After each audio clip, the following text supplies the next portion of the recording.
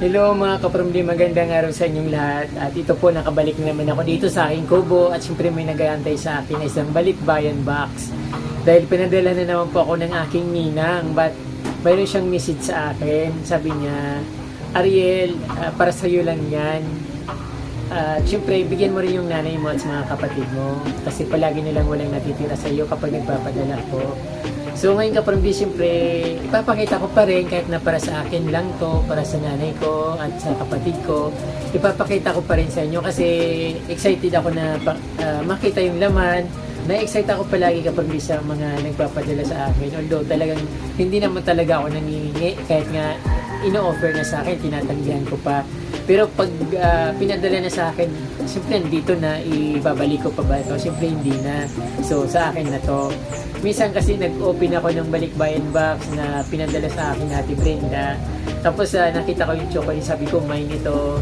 Tapos meron palang hindi natuwa sa sinasabi ko. Nagbibiro lang naman ako. Pero sa totoo lang kapramdi, yung pinapadala sa akin ni Ate Brenda na balikbayan box ay para sa akin, sa magulang ko at para sa kapatid ko. Pero ganun pa man na pinaghahati-hati ko pa rin kasi siyempre nahiya rin naman ako sa mga kapitbahay, yung medyo close sa akin na binibigyan ko.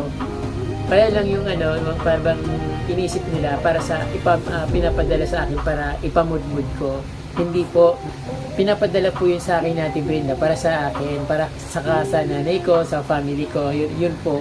Kaya yun, kaya lang hindi talaga ako makatiis na hindi mamigay. Pero this time kapag hindi sa akin naman talaga ito, siyempre sana bibigyan ko nanay ko, kapatid ko. That time nung yung last time nung dalawang balikbayan box na pinadala sa akin, ang natira sa akin coffee, tapos may naghabol pa.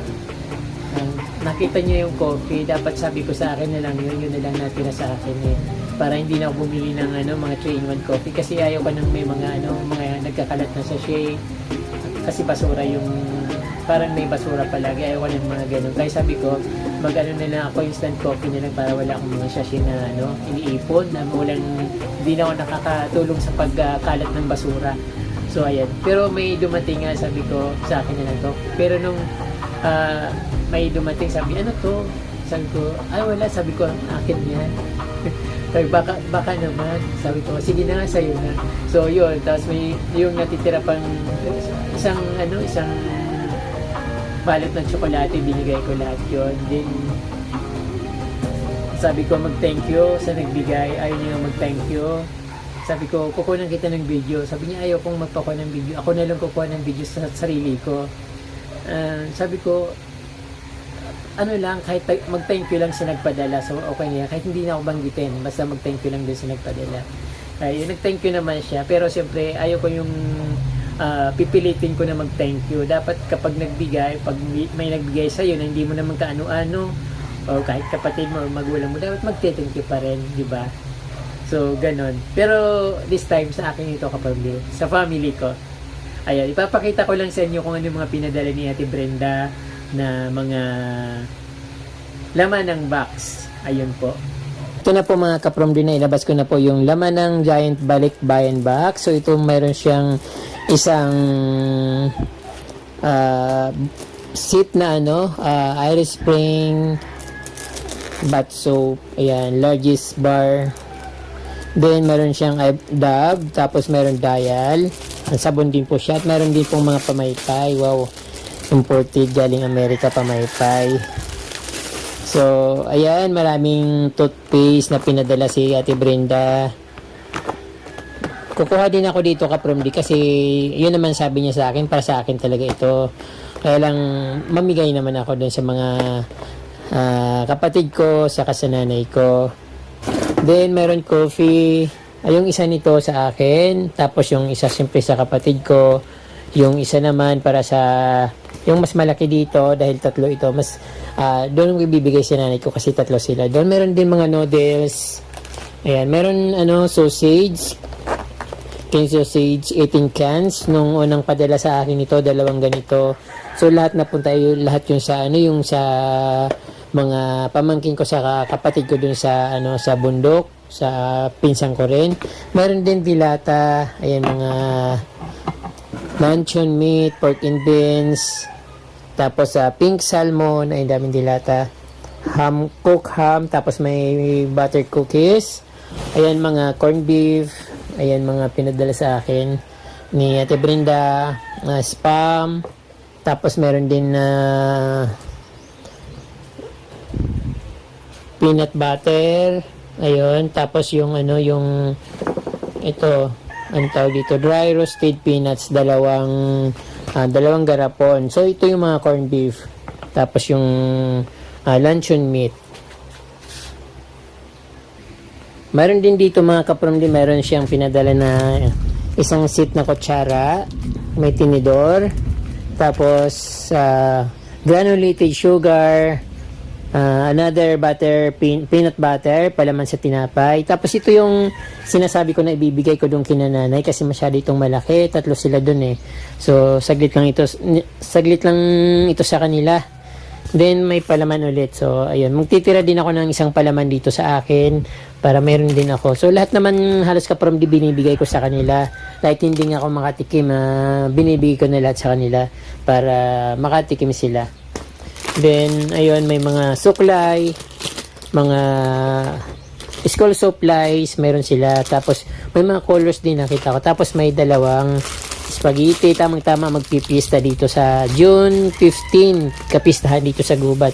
Tapos, meron din honey. Ayan, tingnan natin.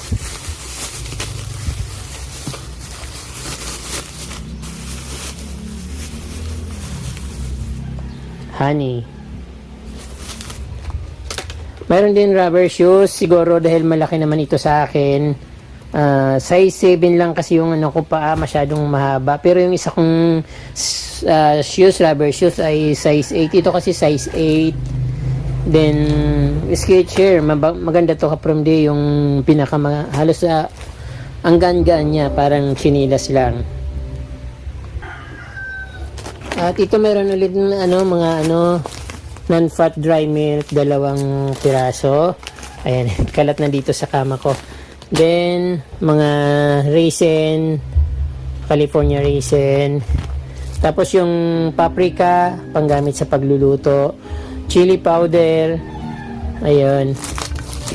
Tapos may mga maliliit na bags. Ayan, 2. Tapos meron ditong hints na brief. Sa akin na lang siguro ito. Anchor chip. Ayun. Tapos ito meron din cheese nuts recipe ready feed, 3 refine. Hindi ko alam ito kapromdi. Ayan, 4 na piraso. Tapos meron din mga pangbata dito. Meron mga laruan, Spider-Man. Tapos meron din Barbie. Ayun. Tapos meron din mga toys para sa mga bata, ayun. Tapos meron din mga hints na t-shirt, yung hints na puti. Dahil marami naman yan, mamimigay ako niyan. Para panlalaki yan eh. Mamimigay na lang ako. Tapos ito karamihan dito mga kapromdi, mga sweatshirt. So siyempre kukuha rin ako sweatshirt. Saka mga yung parang pantalo na pang babae.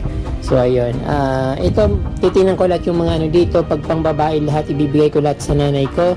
At siya na bahala mamigay, bahala na siya mag-distribute sa mga kapatid ko. Ay mga pang babae ito mga kapromdi. Mga may mga sweatshirt din. Tapos yung ibang sweatshirt na magagamit ko naman kasi nagmumotor ako, itatabi ko para sa akin. Pero lahat yan halos kapromdi mga pang babae. Then another chocolate. Not all caramel is created equal. So ayun, matutunaw lang ito sa akin kapromdi, kaya papamigay ko rin ito. Then rubber shoes ulit, end 1. Sikat itong rubber shoes na ito. Siguro sa pamangkin ko kung ano ibibigay ko ito kasi pamangkin ko malalaki, ako lang naman maliit eh. But meron akong mga pamangkin na maliliit. Then ito halos kapromdi mga pangbabae. Ayan So isi-separate ko lahat yung mga pangbabae. Ayun, para si nanay na bahala. Ayun, mga pangbabae.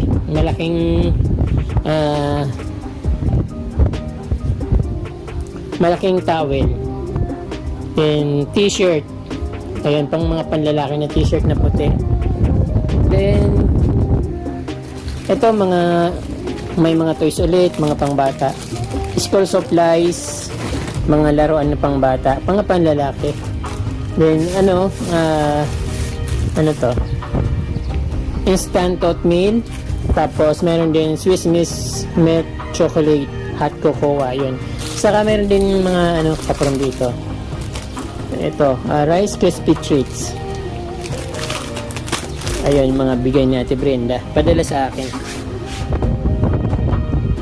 Then, syempre ito kaprom day yung palaging na-excite ako pagbukas. Pero sa totoo lang kaprom day, hanggang tingin lang ako. Kapag nakita ko na wala na sa akin yon, pinapamigay ko na yon.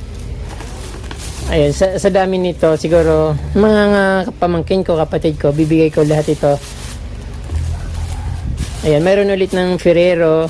So, kaprom dilas na nagpadala si Ate Brenda nung January, mayroon Ferrero na chocolate. Sabi ko, mine, akin na lang.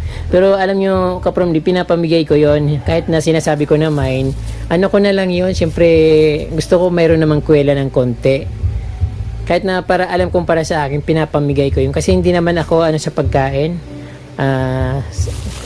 Yung kumakain ako, isang cup lang na rice ang kinakain ko na kanin. Ganun lang ako ganun ako kalakas kumain, isang cup na rice. Ayun.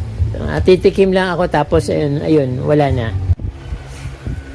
Ito, dadalhin ko na muna ito kay nanay, saka yung chinilas para mabawasan na yung laman dito. Mga damit pang babae sa spaghetti, mga pang babaeng lahat mga damit na ito. So bahala na siya mag-distribute nito. But marami pa yung nandito sa akin, mga pang lalaki naman yun. Mga mga imported ka from di, saka may mga presyo pa ng mga dollars. So matutuwa sila dito. So, ito muna dadalhin ko dun. Saka kape para makainom na sila ng kape. Ayan po mga kaprombi, nakita nyo po yung laman ng balikbayan box na pinadala ni Ate Brenda. So, ginawa ko po itong video na ito para magpasalamat sa nagbigay, hindi po para manginggit or inggitin kung sino man na naiinggit. So ang purpose ko po nito ay pasalamatan si Ate Brenda dahil napakarami pong pwedeng padalahan, pero ako po yung pinapadala niya. At syempre, so mayroon mga school supplies, saka mga laruan ng bata, yun pinapamigay ko. Then siyempre yung binibigyan ko, yung hindi pa nabigyan, kasi kailan lang naman ako namigay, di ba? Yung mga nabigyan ko nung nakaraang bigayan last January, so hindi ko nabibigyan. Siyempre yung iba naman para, so hindi naman porket na may nagpadala sa akin automatic na mayroon din yung mga nabibigyan ko. So siyempre yung iba naman bibigyan ko. So ayun, ayun nga, maraming salamat po kay Ate Brenda sa pagbibigay po sa akin ng balikbayan box at mga groceries, t-shirt, sweatshirt. Siyempre meron ako doon, may chocolate. At siyempre dahil sinabi naman ni Ate Brenda na para sa akin yon, sa parents ko, sa kapatid ko. So binigyan ko naman sila. Yun nga, binigay ko lahat ng mga damit na pangbabae sa nanay ko. Sabi ko siya na bahala mag-distribute noon. Then yung mga ibang items, may coffee, dinala ko sa kanya. Yung chocolate, pinamigay ko rin. Siyempre hindi na yung iba, yung ibang binibigyan ko, hindi na yung mga dati. So hindi ko na kinukunin ng mga videos kasi maraming nagagalit sa akin kasi gusto nila sila lang bigyan, sila dapat bigyan. Kasi ako tinitingnan ko yung yung life nila, kung dapat ba talaga silang bigyan or hindi. Kasi kung afford naman nila, bakit ko sila bibigyan? Then ayun, all I want to say, thank you very much Ate Brenda sa balikbayan box na pinadala mo sa akin. At syempre malaking tulong po ito sa akin, lalo hindi naman malakas ang pagba-vlog ng mga gardening videos. Hindi naman kasi ako charity vlogger na maraming viewers, maraming sponsors. So dito mangilan-ngilan lang, at syempre si Ate Brenda lang madalas. So ayan, maraming pong salamat Ate Brenda. So ayun, maraming pong salamat sa inyong panunood, at huwag niyong kalimutan mag-subscribe at pindutin po yung notification bell para updated po kayo sa aking mga bagong post na videos, lalo na sa mga gardens. Thank you very much, and Diyos mabalos.